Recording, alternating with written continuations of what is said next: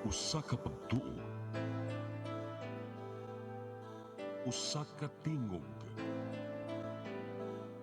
usa ka katawhan.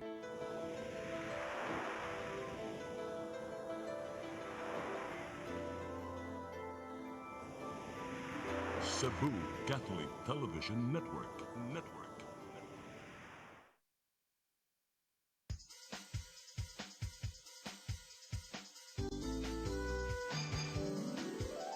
Hello Cebu, maayong buntag.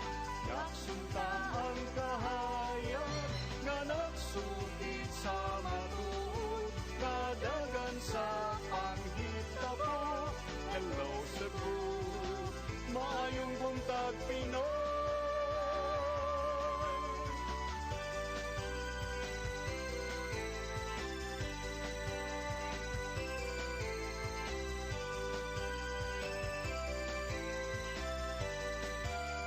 Ang katutulungan sa mga katawhan. Hello Cebu, hello Cebu, maayong buntag Pinoy, maayong buntag Pinoy, maayong buntag Pinoy. Hello Cebu, may buntag Pinoy, adlaw karong Lunes, pizza 17 sa buwan sa Hunyo 2024. Ako yung alagad sa kahanginan Malu Inocando Tabar. Ug ako si Attorney John Destacamento. Uban ni mi hangtod sa alas 9 karong buntaga sa atong programang Hello Cebu, maayong buntag Pinoy. Nya sama sa naandan atong ipadangat atong front pages sa mga pamantalaang lokal ug nasyonal atong sugdan sa Sunstar Daily. Sa Sunstar Daily, relocation mode, PWD office too far. Sa Super Balita, nagrambol tungod sa babay.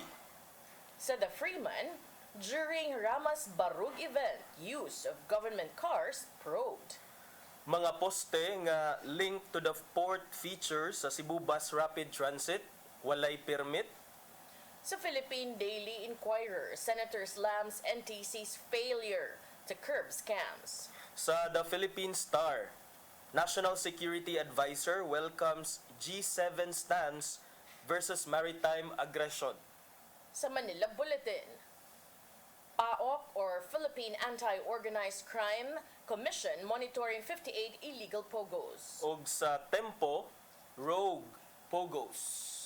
Mao gatong front pages sa mga pamantalaang lokal ug nasyonal niya kay Lunes man ron ato mga paghisgot-hisgot ubay-ubay kabuok sa among pagbalik kuman sa pipila ka pahinumdom. Please stand by. Hello Cebu, maayong buntag Pinoy, maayong buntag Pinoy, maayong buntag Pinoy. Discover the beauty of the Philippines.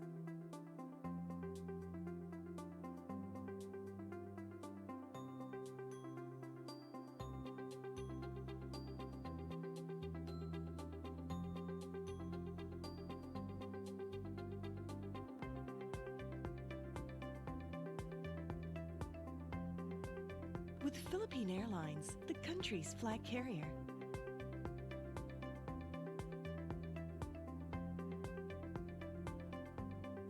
The airline that lets you feel the warmth of the nation.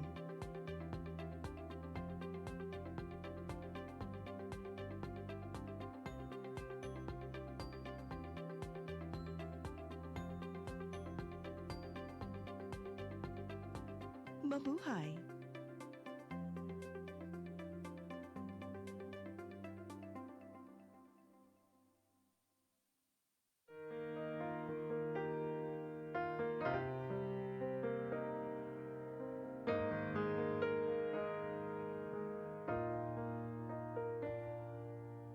Heal me, O Lord, and I will be healed. Save me, and I will be saved. Heal me, O Lord, and I will be healed. For you are the one I praise. You are the one I praise. Sing it with me.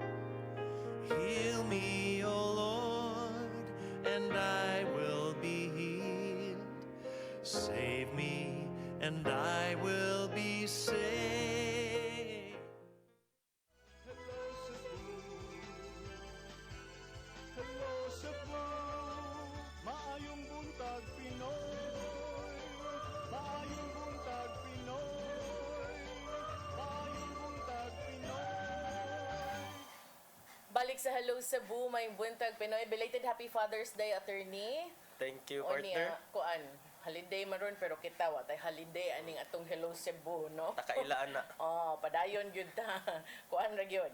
Kanang business as usual. Yes. Normal gyapon. Arita sa paghisgot-hisgot attorney kaganina over the break nakachika tag ko ano related ani atong hisgutan ron kay dunay usa ka senador ni palag na gyud sa kapakyas matud pa sa NTC nga mopahunong aning mga scam si Senator Sherwin Gatchalian kagahapon he slammed the National Telecommunications Commission kun NTC tungod sa ilahang apparent failure to implement provisions of Republic Act number 11934 or the SIM Registration Act, saying it led scammers involved in various Philippine offshore gaming operators kung POGOs to perpetrate various fraud and scamming activities. Matud ni Gatchalian nga, responsibilidad sa NTC aron pagsiguro unta sa epektibong pagpatuman sa SIM registration law nga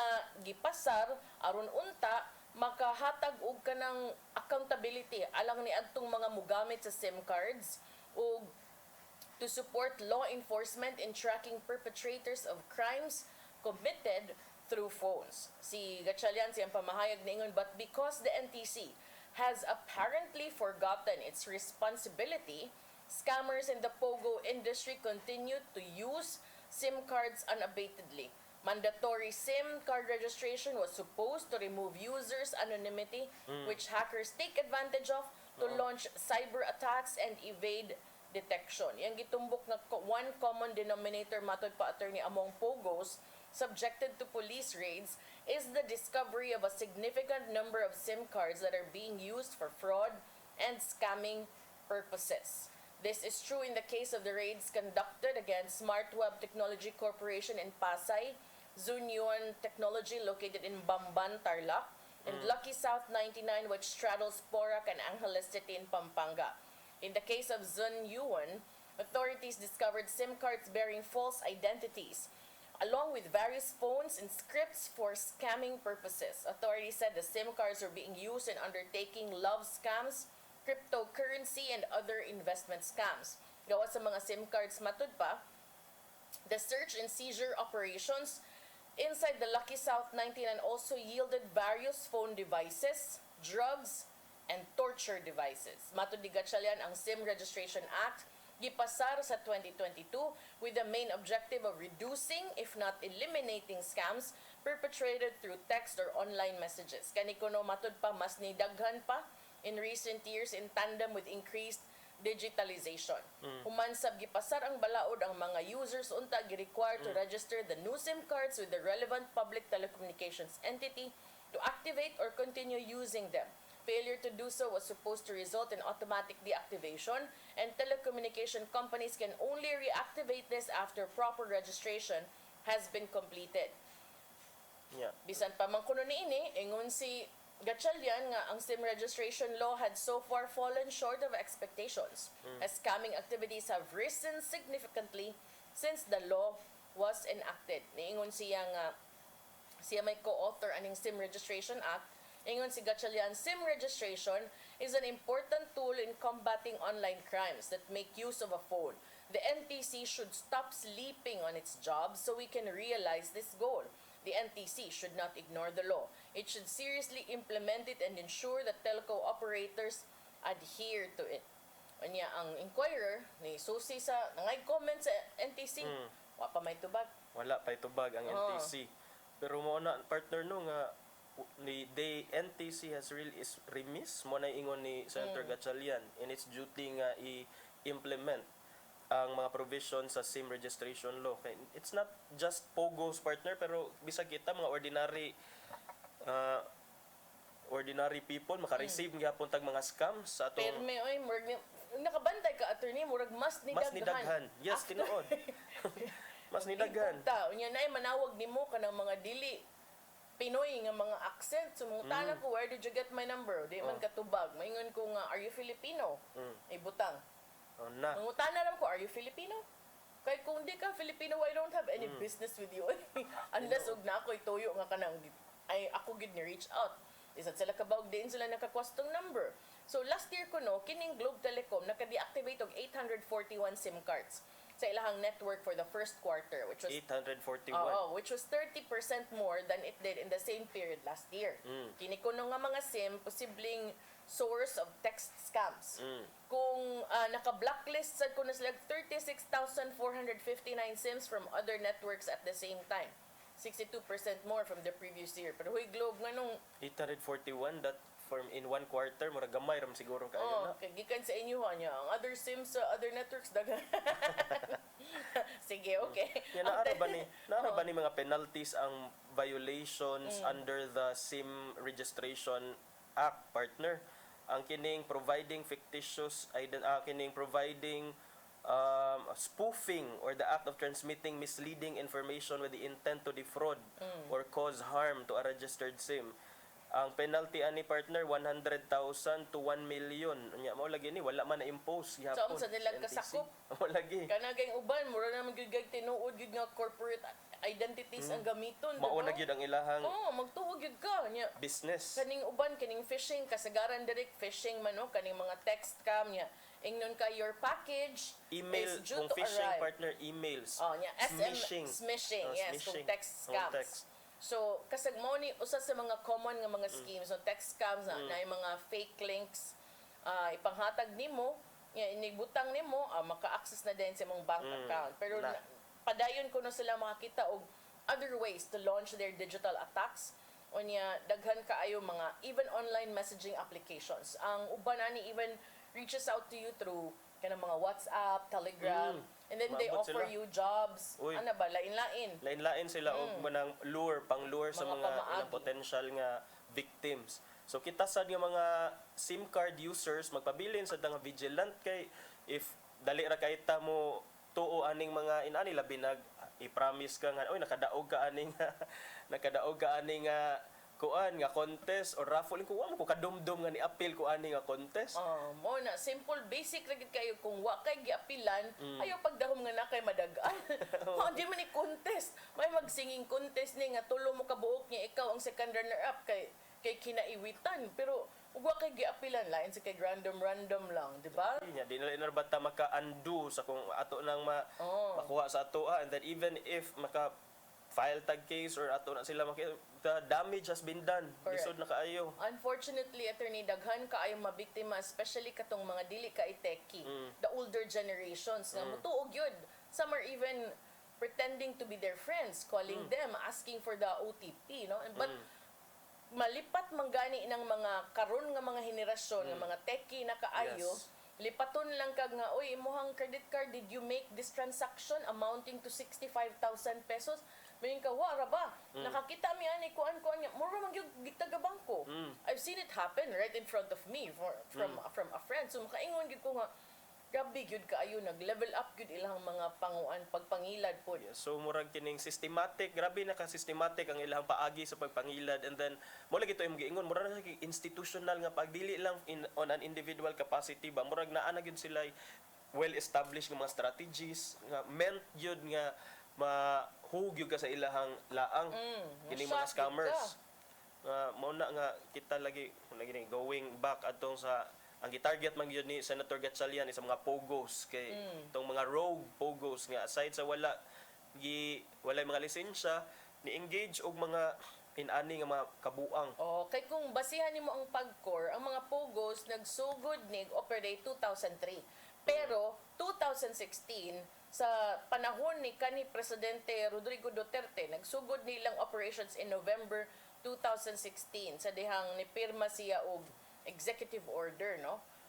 Ang uban ani mao na ni medyo taas-taas na nig subayonon kay lain-lain man ang mga personalities nga involved na uban nga di man ta kaingon nga Pinoy ang uban na ay mga different nationalities, no? So na sila yung mga natumbok, even the Chinese embassy, nga doon ako na yung mga serious crimes that happen related to pogos, including kidnapping, human trafficking. So, kuan siya kanang lisod siya ba? Makaapekto sad siya sa mga legal nga mga naiingon ani.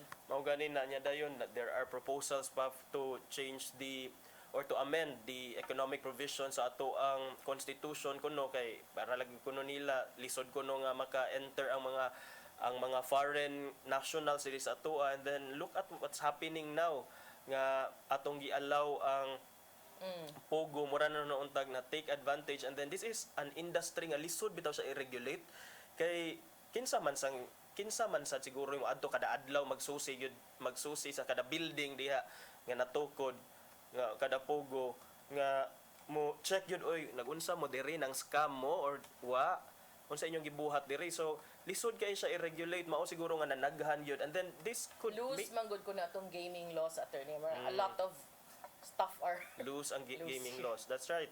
So mausad na ato ang ato ang tan-awon partner no kay especially this could involve kanang a lot of money, and then luoy sad ang mga kaigsuonan nato nga mabiktima in town, and then mo lagi na walay control Z, walay undo nga button once nga sud ka sa ilang laang goodbye na imong kwarta, even if later you can you may have you may be able to pursue a case against them kung naamang gani madakpan, which is very unlikely, pero once nga na part with na nimo ang imong kwarta murag lisod-lisod na gyud siya. Oo, niya kanang ang uban manggod ani. Grabe gani kay attorney kanang wala gani. Di naman siguro ni sila tao. Kana bang imong buhaton tanan mangilad kag laing tao niya.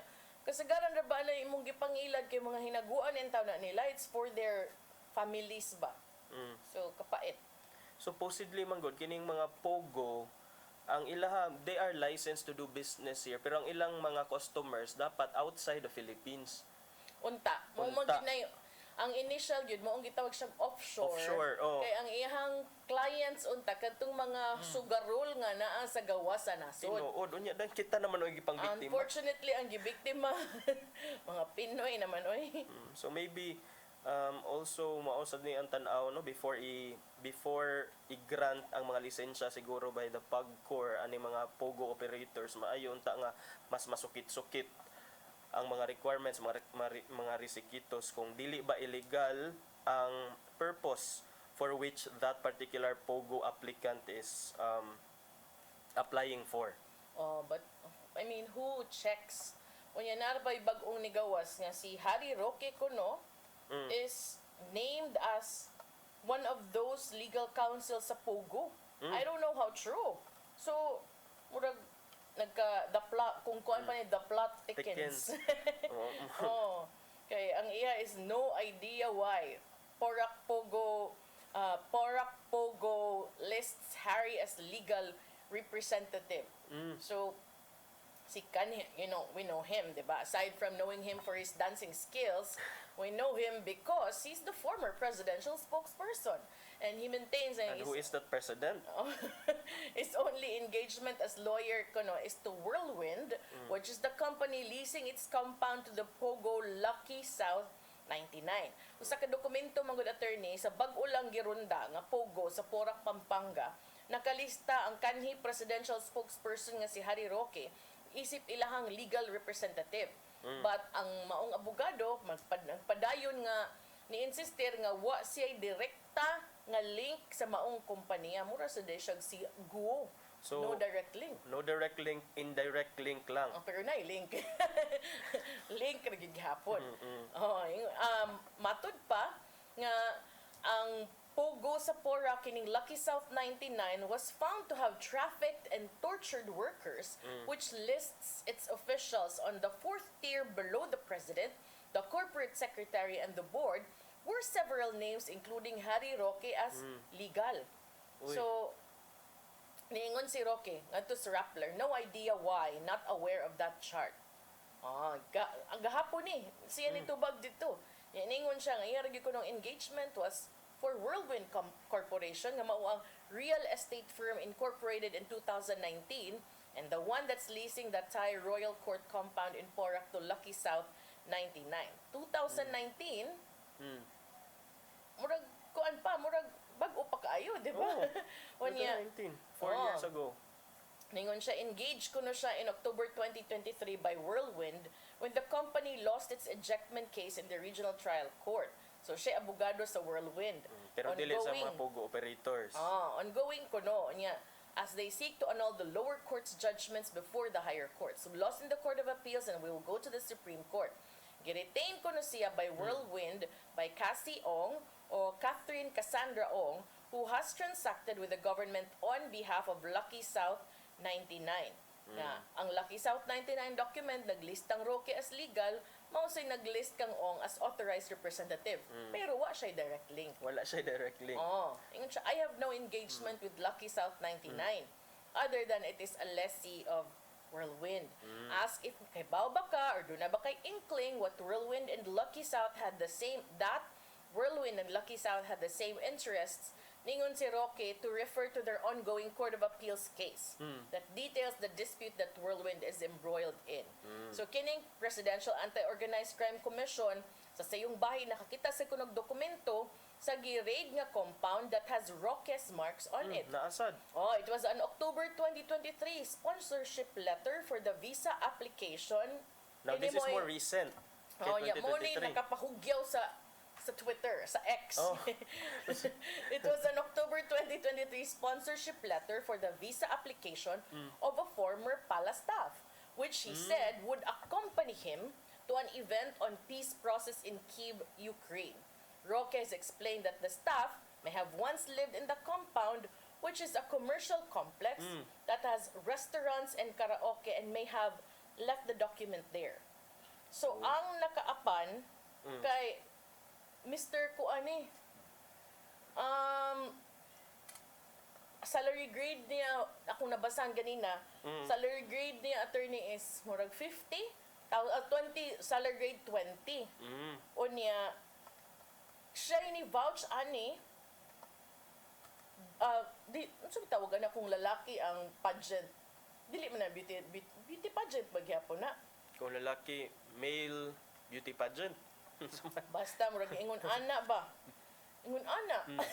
No, so siya so ni vouch. daghan ang nahibong. Uy. Unsa gud ay pagkaunsa? Uy. Kadaghan bang liko-liko sa Oo, storya. unya kanang para unsa kuno qualifications ato, was that guy a nurse? Ngano kunong ingon ana kuno ang nahitabo. So nahibong ang mga tao, and then kanang medyo trending siya today. Sa X. Ang iyahang former staff and travel companion, Mr. Supranational 2016, was appointed as his executive assistant with a compensation of 54,251. So, grabe ha. Unsa kay from a male beauty pageant contestant mahimo kang government employee? I don't know, but niingon siya, I am providing this affidavit that I will provide financial support to Alberto de la Serna for his travel to Poland, Ukraine, and Italy from October 9, 2023 to October 18, 2023. That was last year pa. He will accompany me to these countries as an invited resource person to speak on an event on the peace process in Ukraine, which will be Kyiv, Ukraine, to be held from October 13 to 16, 2023. I need a travel companion since I am diabetic with coronary stent and suffering from acute spinal stenosis. So, mo ni ang iyahang affidavit of support nga nakit-an sud sa Pogo compound sa Lucky South 99 sa Porac, Pampanga. Karon ang pangutana sa mga tao, unsa din na siya, nurse ba na siya? Mao na kay ingon man siya nga kinahanglan siya companion. And then Mr. Supranational 2016 man kuno Philippines. So ang uban nga mga marites at siguro ni sa Twitter na ingon, kung diabetic ka kinahanglan gyud ay nga Mr. Supranational imong kuyog. Di sa mo judge, oy what a kibaw, basin sa dayog ka ng nurse gyud siya, malay mo di ba? What a kibaw.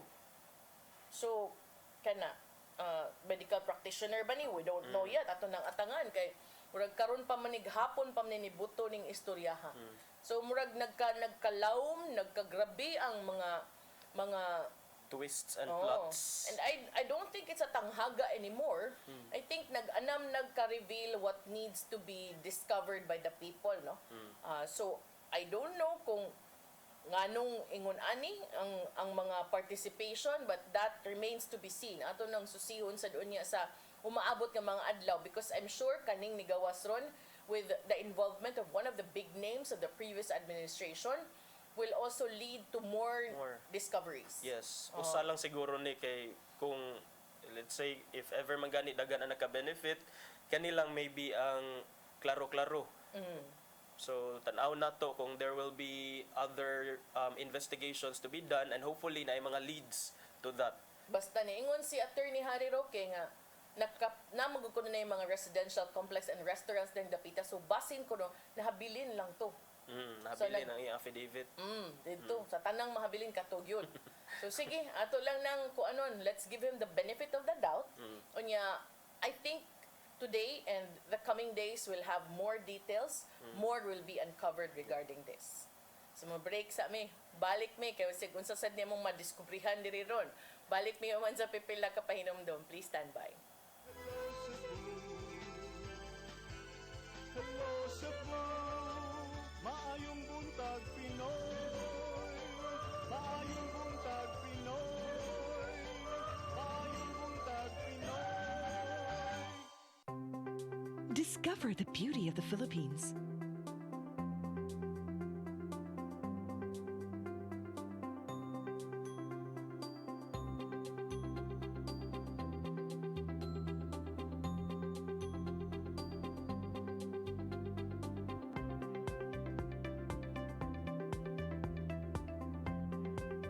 With Philippine Airlines, the country's flag carrier.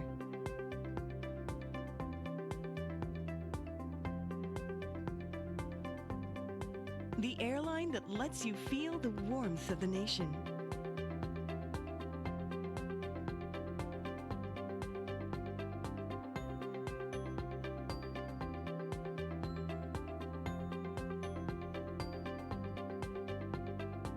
Mabuhay!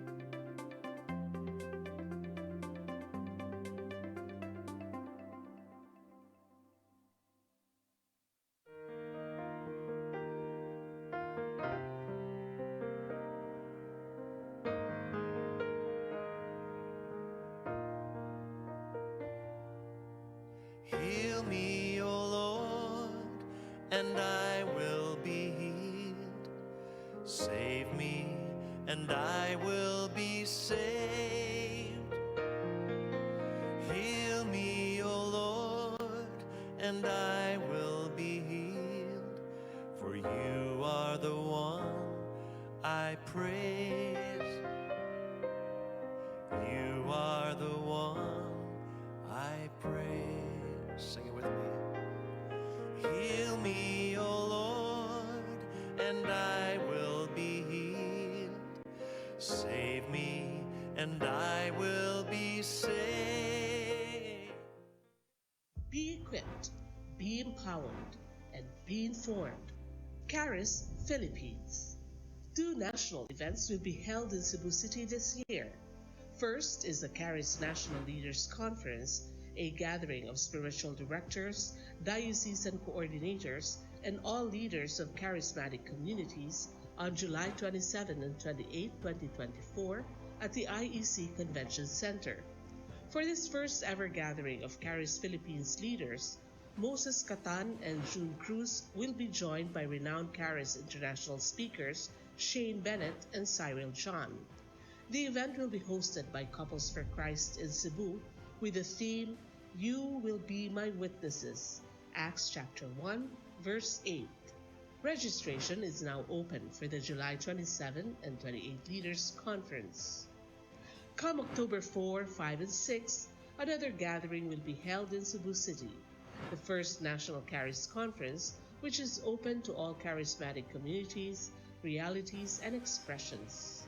Hosted by the Brotherhood of Christian Businessmen and Professionals, the event will have interesting workshops and topics to help us grow in our various charismatic gifts and charisms.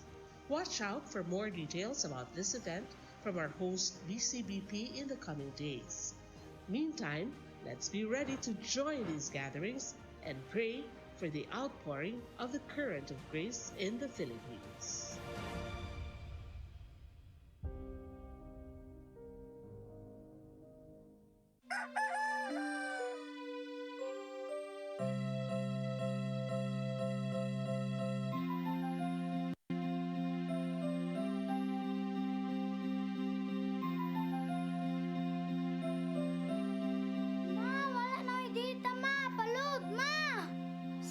na late ko.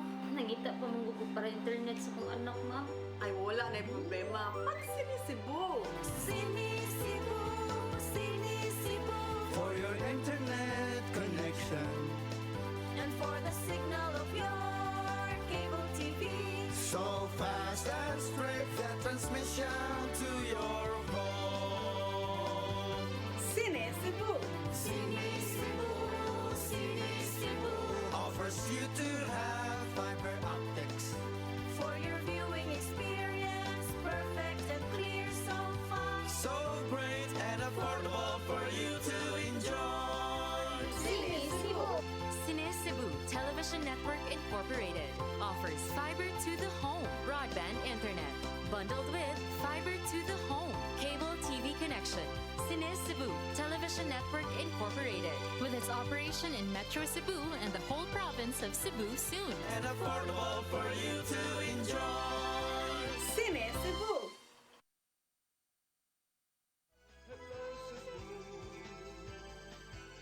Hello Cebu, maayong buntag Pinoy. Maayong buntag Pinoy. Maayong buntag Pinoy. Balik sa Hello Cebu, may Buntag Pinoy. Attorney, tungod kuno sa kining mga duha ka semana na nga mga pag-uwan-uwan dinhi sa atua, ang MCWD nakaingon sila nga ni-improve na ang water supply all over the service areas following months of grabe sang kainit tungod sab sa El Nino. Kini mo gibutyag ni MCWD spokesperson nga si Minerva Herodias kinsa ni share usab nga improvements have been seen at the MCWD dam sa pagiginabi sa mga tigbalita. Si Herodias miingon, gupo sa Minerva bongga. Serious kayo. Murag kuana, murag spokesperson gyud. Ingon si Herodias nga ang uwan buong ni atong viewers na kailan na namo. Kailan na nato si Ma'am Minerva. Ang uwan ko for the past 2 weeks has made significant changes in water supply. For this we should be thankful, no, kay tao din taon tong nag-anto sa mga kaigsuunan sa grabing kainit. So kana ko ng water supply sa Compostela nga nakatagamtam yung zero production atol sa El Nino karon almost normal na with 9,000 cubic meters per day, close to the original contract of supply nga 10,000 per day. Ang Lusaran Dam sinati usab og significant drop atol sa El Nino with only 3,500 cubic meters per day from the 22,000. Grabe ka ubos. Apan sa sunod-sunod nga mga pag-uwan, matod ni Herodias ang production na balik nag 19,000. Gamay na lang yung kay kuwang para mahingpit sa 22,000 before. Yes. So, at least, dako kay siya difference from the 3,500 panahon sting init. Oo, niya. Kining Lusaran Dam, manay nag-serve sa mga dapit sa Lahog, sa Busay, o sa Apas. Ang Haklupan, nga normal water supply production was 30,000 cubic meters before per day.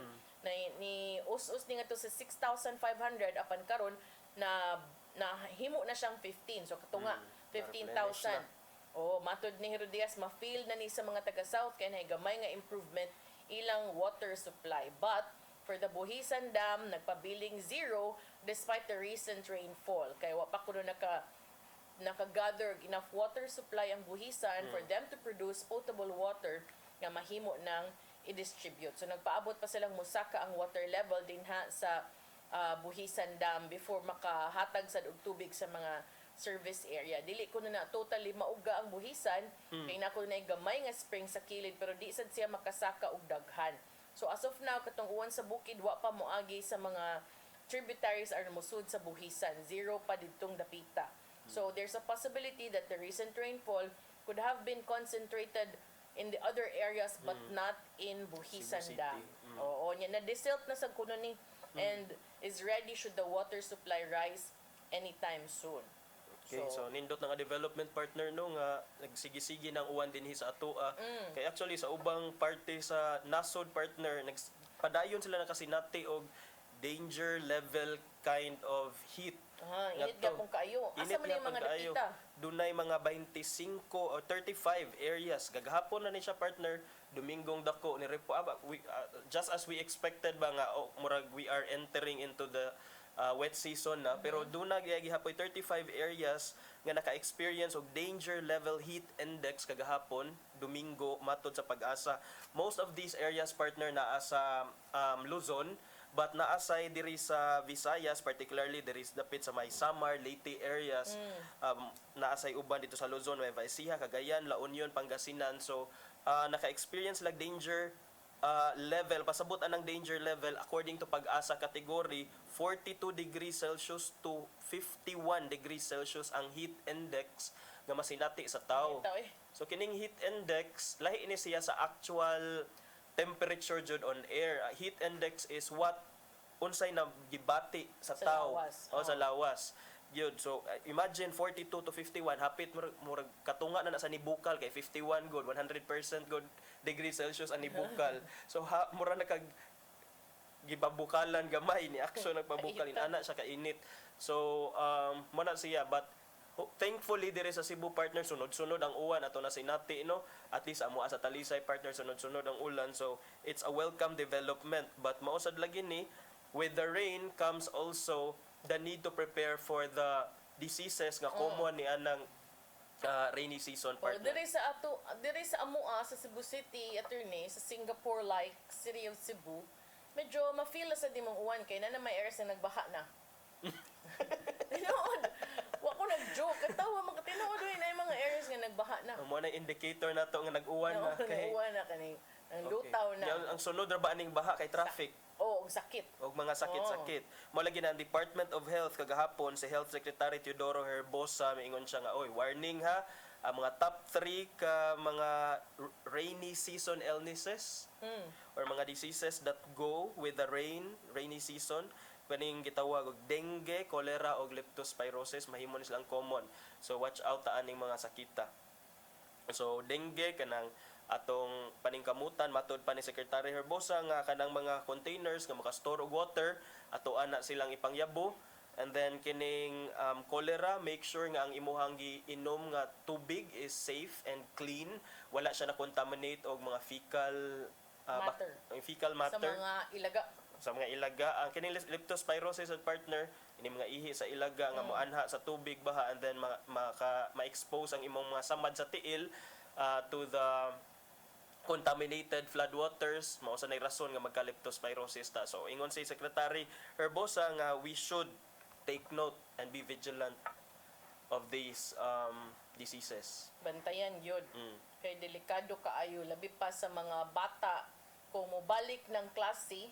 Di ba na moingon ng mga ilaga nga, oy, maluoy tani kay bata, likay lang ta. Dili gyud, nigkagamay nga open wounds din na, sus posible gyud kaayo nga mataktan, so magmatngon gyud og kanay pong dengue kay dili ba inta ni mamili og kuan mabiktima. Yes. And proper sanitation kay kining cholera, kung kining ambot kung 100% na ba nga ato ang sa gitawag anak kanang toilet kana bitong naa na ba mga pansayan tanan kay I read somewhere nga di ba sa una doon na pa may anha mag defecate sa makilid sa naiuban oy dili malikayan gyud karsada, kilid sa mga creeks, rivers, and then kana mo adto sa tubig, and then ma-contaminate ang tubig, and then posible nga mo end up nga makonsume sa tao. That might lead to cholera and other diseases. So mo sa natong bantayan. So magmatngon gyud ta kay kaning mga inaani mo na netong giingon pag last month nga ready na ba kay kani Singapore like City of Cebu.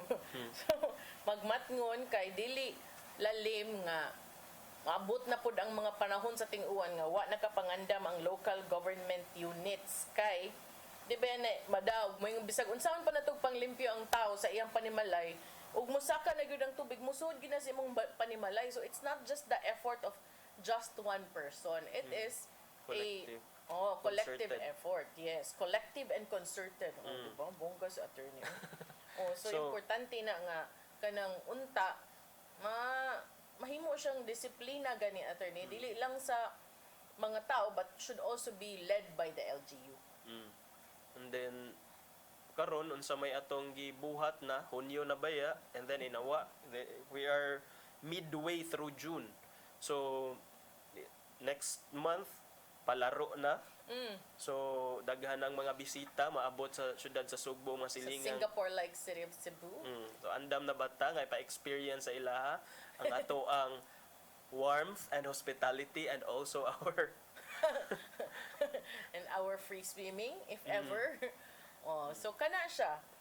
Let's beyond the statements, beyond the press releases, let us also see kanabang makita o ma-feel gyud sa mga tao nga there is a government at work, because then if you see the efficiency of the government, makaingon sa tanga mga tao sad mas ganahan mo lihok ang taxpayers. Kung makita sa tanga ug makatagamtam tanga naningkamot sa in town. Pero di sad na mauha nga pasagdan lang ang gobyerno. Di ko mo kalawat ana kay kita tanan na antay responsibilities. Yes. Kay mo pong pani kinsa to nag-ingon nga American president no siguro to nga do not ask what your country can do for you, but ask what you can do for your country. So kana on our end sad as mga mulupyo do na sa tay responsibility nga manghinlo, manglimpyo, kanang simple acts nga, for example paglabay sa basura sa sakto nga kuan, sa sakto nga labayanan, kana very basic pero daghan gihapon kaayo ang ma-wrong yun dihang dapita, partner. Manglimpyo dili magpalimpyo-limpyo. Manghugas sa ato mga butang dili manghugas sa kamot kung doon na yung mga magkuan na ang frequent hand washing applicable sa binasa tibuok kinabuhi. Dili ka na manghunaw lang ka kay aron di ka pa mapakasadaan. Di ba? So mao na napay panahon makaya pag-apas, so let's go and let's do something kay aron inig kusog na sa uwan, kay I'm sure mosamot pa ni ka frequent and mas kusog pa in the coming weeks. Kay moment to giingon nga mas grabe ang mga pag-uwan-uwan sa umaabot, especially with La Nina. Let's hope no nga dili pa awahi ang tanan. Nya labang sa ta dire kay gamay na lang tag-oras attorney. Kadto ko nung barog Team Rama nga panagtapok adtong June 12 holiday, dunay kanang nakasaway nga legislator si Cebu City Councilor Pastor John Alcover niingon posible ko nung dunay misuse of government resources. Uy. Unsa may gamit dito mga sakyanan? Doon na siya giingon ra ba kay naa sad siya gipakita nga text message. Si Christian Ian Hasamal nga kasabtangang head sa Department of General Services, a close associate according to Sunstar of preventively suspended Mayor Michael Rama, had instructed City Hall personnel, including tanods, lupons, garbage collectors, and loaders receiving honoraria to attend the event. The message read, "Good morning. Please advise all personnel receiving honoraria from the city, particularly tanods, lupons, and garbage driver and loader, to attend the June 12 Independence Mass at Plaza Sugbo 5 p.m. as per instruction of Ian Hasamal." Si Alcover may question sa posibleng paggamit sa mga government vehicles atol sa maong kalihukan ug kalambigitan sa Cebu City Government, labi na kay ang maong panagtapok gipahigayon sa gawa sa City Hall. Kung ang government vehicles matud pagigamit, that would be another issue.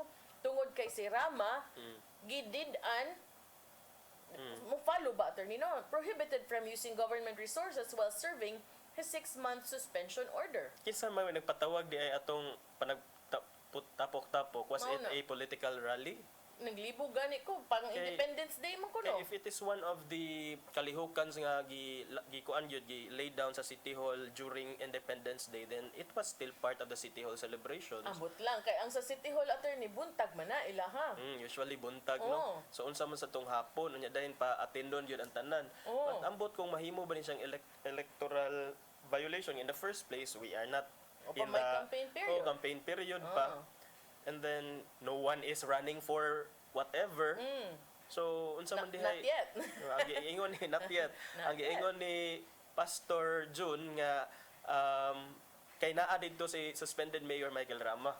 Si Konsehal Alcover ni Angkon, wa siya nadawat nga report of any misuse.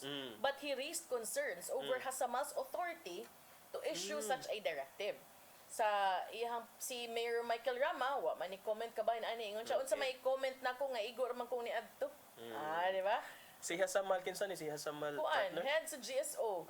Okay. Unya iyang gitumbok nga siya gihapon ng elected mayor ay wa lagi nangilog ang mayor. Ikaw lagi ang elected. So naay semblance kuno high of authority kay it was issued by Mr. Hasamal. Asamal. Oh. Si Alcover niingon karon, it's up to acting Mayor Raymond Alvin Garcia to investigate the matter to determine if violations were committed. It will now depend on what action the acting mayor will take because I am not involved. Kay wa siya giimbitar sa mong kalihukan. Si Rama, kay hinumduman, uban ang mga sakop sa Barug Team Rama, nagtapok sa Plaza Subo grounds to investigate, to celebrate Independence Day. Investigate naman. noon. To celebrate Independence Day last Wednesday. Murag nakahinumdum ko na gaytay ko ani. Murag di man maudal, mao ba ni Del? Murag kanumdum ko Del na tay video ani, naggabi na gayto katong nag-speech siya, pero murag kanay siguro ang assembly. Katong gabi. Bugtong elected official nga niadto sa mong kalihukan mao si City Councilor Dondon Ontiveros who is now the acting vice mayor. Gisuwayan sad sa Sunstar og pangayog comment siya sa mal pero wa sad ni nitubag. As to reports that two of his allies have abandoned him, Rama said kung manghawa man gay sila wa tay mahimo. Wa sad siya ni comment sa pamahayag ni Alcover sa diin ni adtong June 14 ni deklara kinig independence from Partido Barug and confirmed his withdrawal from Rama's party. Matod ni Rama, after all, he is an independent mayor. Yawa na siya ni detalye pa. So unsa man, doon na bagay tulubagon and doon na basay tulubagon especially si Sir Hasamal nga maoy nagpatawag sa maong kalihukan. Wala gina kay murag bas Konsehal Alcover, Councilor Alcover is murag somehow murag insinuating murag maneuver or circumvent nila ang paagi. What Mayor Rama cannot do, it's being done by his alaga diya sa City Hall. His department head. So, pero tan-aw na to kung dai official yun nga investigation nga himuon concerning this, mao siguro ni imong giingon nga gabi. Kani mao ni. And then maingon na unya ni si Rama na atsta ka na, ako nasad na, ako na lang tanan. You are crucifying me. Giimbitar siya. Okay. So pero mao lagi nga sad to. Unya og moingon tag purpose adto, what was the purpose of the gathering ni Hasamal and unsa man ang iyang personality to call for such nga humana man ang kalihukan sa official nga kalihukan sa city. So was that an official event of the city government or was that personal? If that was personal, did you pay? Yes. Did you rent the venue? Did you pay Did for you secure permits? Do you have permits? Did you pay for whatever electricity might have been used? Mga pangutana nga wala pa natubag ang tod karon. Nagkupot og dakong ganti, wa ta kabaon sa ganti. Pero kato ko nung mga pagpaadto sa mga tao, kani sila kaning mga naminaw din tanod, lupon, ang common denominator nila kay nagdawat sila og subsidy, allowance gikan sa Cebu City government. Unya mao man to ang kuan. Adto jud mo ha kay na putlan yun mo ani subsidy. Yan ingon si Alcover nga na balaka na worry man gud mi ni acting Mayor Raymond Garcia kay daghan kay query nangutana unsa involvement sa syudad sa mobilization ni Mayor Mike kay doon naman goy text messages. So mo to. Kini ko nung department head sa Department of General Services nga si Hasamal lagi nagpadaog mga mensahe, instruction. So what is the personality? Where is the order coming from? Because if it did not come from the acting mayor, unsa man? If it didn't come from the acting mayor, it seems that he is usurping the authority from the mayor. Kaya anong naghimo-himo man siya? Is it, pero unsa may normal process, does it really have to have the express permission, express direction or instruction from the mayor before siya makainana? Or naa siya inana nga power as GSO chief? So unsa man gyud di ay? Mao na ato ang tutukan partner kay feel nako na panay development karon kay holiday pa man wala pa ceasefire sa sila. So ugma tan-aw nato unsay tubag magpa-press con man siguro si. Pero ang mga trip ticket ko daning mga sakyanan kay di ko mutuo nga naglakaw lang na sila padung didto. Di sa tamo ito nga kanang tanan gyud sila wa gyud ni gamit og sakyanan sa barangay which are government vehicles. That's right. So, natribukaw ni. Naukayan. Naukayan Oo. yun tungod sa text message. Kani laging text message. Going. Anang yung gi-text good. Tanawa niya nakakuha ng kopyas kung sila Alcover. Pero og ibutang man sad nato attorney nga official capacity to. Official activity of the city. Ano problem? Nganong wa man gitextan sa dang acting mayor kag mga konsihal. Mausad na. Diba Nganong nga? usaraman Nganong wala sila invitation. yes. Usaraman ka official ang niadto si si Dondon raman VM Dondon. Pero kung gi-invite sila partner mo adto ka sila. Pende, pero ilangan na ng prerogative. Yes. Kung city event na, Yeah. dapat ba yun nga imbitaron ang tanan nga city officials? Kay Oo city na. event siya? Yes. Depende na lang siya kung kinsay mo adto. But at least you extended a courtesy of inviting or asking these officials to grace your event. On the other hand, tagidapigan ani, Yeah, wala. sa official nga activity sa city, angay basad kaha nga ilasad untang giimbitar si suspended Mayor Michael Rama in his personal capacity? Kana murag nindot na nga kuan partner logic. Pangutana? Oh. Nga if it were an official event sa Cebu City Hall, needed ba ang presence ni Mayor Michael Rama who is suspended at the moment to be there? So it's not just official but also kana bang doon nabasad ka ni siya moral implications on whether or not protocol would deem it good to invite him or mayon ta ano because of protocol suspended man siya so no. Pero mo to imuha makiangayon ba? Kana siya. Sige, mao na yung mga pangutana basig matubag Karon na di pa ugma. nato matubag. Holiday man ron. Kay wala pa. Oh. Nya wala man tay oras. Kana matubag ta na. Atoy padangat sa ang agi andam ni Tatay Dodong ani ang pulong ug kinabuhi.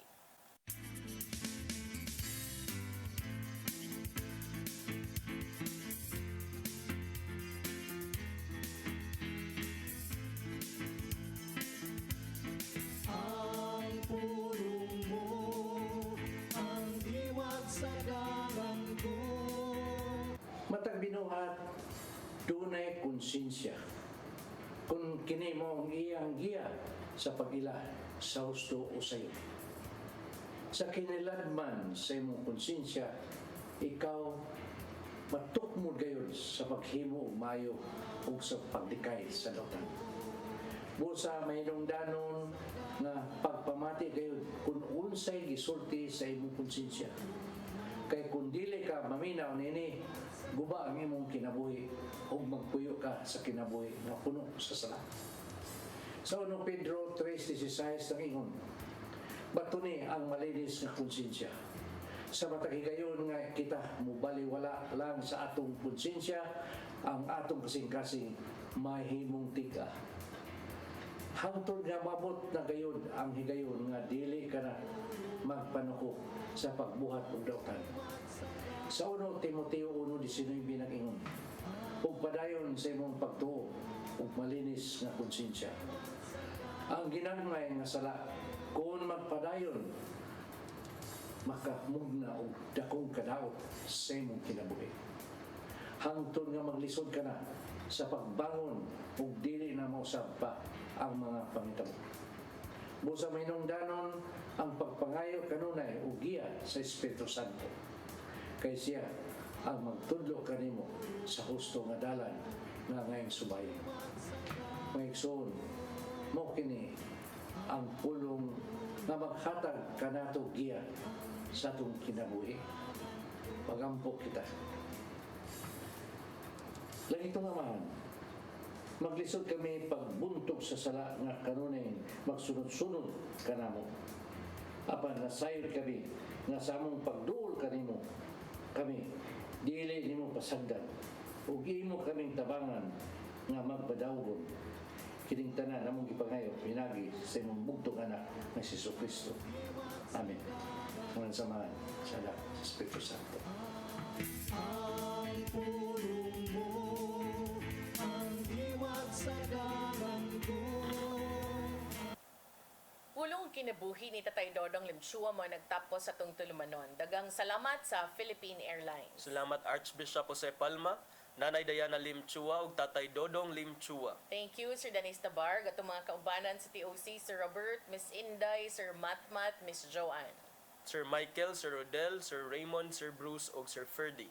Thank you, Sir Ferdy. Ako si Malu Inocando Tabar. Ko si Attorney John Destacamento. Salamat sa iyong papakig-uban. Unya uban ni may balik ugma sa itong programang Hello Cebu. Maayong Buntag, Pinoy. God bless us all.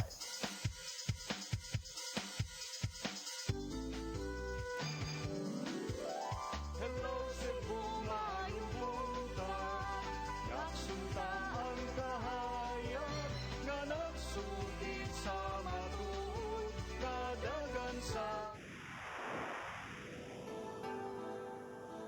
Usa ka pagtuo. Usa ka tingog. Usa ka katawhan.